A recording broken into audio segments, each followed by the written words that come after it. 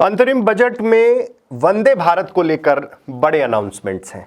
दरअसल वित्त मंत्री निर्मला सीतारमण ने अपने भाषण के दौरान कहा कि 40,000 सामान्य ट्रेन बोगियों को हाई स्पीड वंदे भारत बोगियों में बदला जाएगा। वित्त मंत्री ने कहा कि इससे ऊर्जा, खनिज और सीमेंट को समर्पित गलियारा मिलेगा। साथ ही कहा कि उड़ान योजना का क्रियान्वयन बहुत सफल रहा है और जिस तरह से ये माना जा रहा था कि इंफ्रास्ट्रक्चर डेवलपमेंट के साथ साथ रेलवे कनेक्टिविटी को लेकर भी बड़े प्रयास होने चाहिए।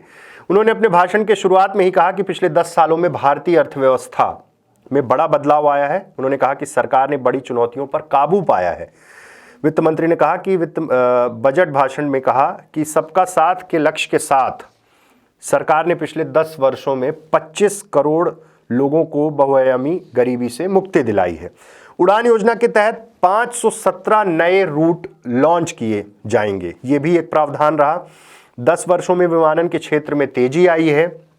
अलग अलग जगह उड़ान योजना के माध्यम से एयरपोर्ट बनने शुरू हुए हैं। हवाई एयर कनेक्टिविटी को बढ़ाने की कोशिश है।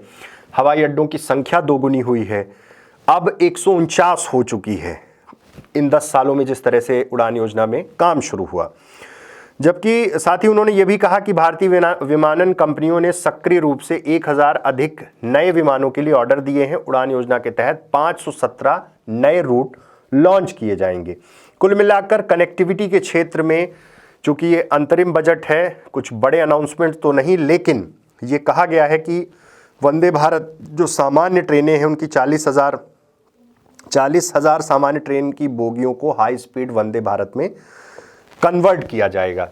इंतजार, आश्वासन सबसे ज्यादा इस बात पर है, जैसे कि टैक्स वर्ड कई बार निर्मला सीतारमण देश के वित्त मंत्री हैं, जब भाषण दे रही थी तो कई बार इस्तेमाल हुआ, और लेकिन उसमें कोई राहत नहीं है। और सबको उम्मीद ये है कि अब जब आम चुनाव के बाद नई सरकार बनेगी तब जुलाई में अगर बजट आता है उसमें तमाम प्रावधान किए जाएंगे। कुल मिलाकर सपने दिखाने की भी बात है और यह कहा जा रहा है कि हम 2047 का एक बड़ा विजन डॉक्यूमेंट लेकर 2047 का विकसित भारत और वो जो तमाम स्कीम्स चल रही हैं उनको आगे एक्सपांड करेंगे। चूंकि अंतरिम बजट है, तमाम लिमिटेशंस हैं और एक परंपरा का निर्वहन सरकार का कहना है कि कर रही है वो सरकार, और प्रधानमंत्री नरेंद्र मोदी के नेतृत्व वाली सरकार का ये दूसरा कार्यकाल और आखिरी बजट, अंतरिम बजट। क्या कुछ आगे परिस्थितियां निर्मित होती हैं और बड़ी राहत की भी उम्मीद थी कि बड़े कुछ चेंजेस होंगे, लेकिन ऐसा अभी संभव नहीं हो सकता।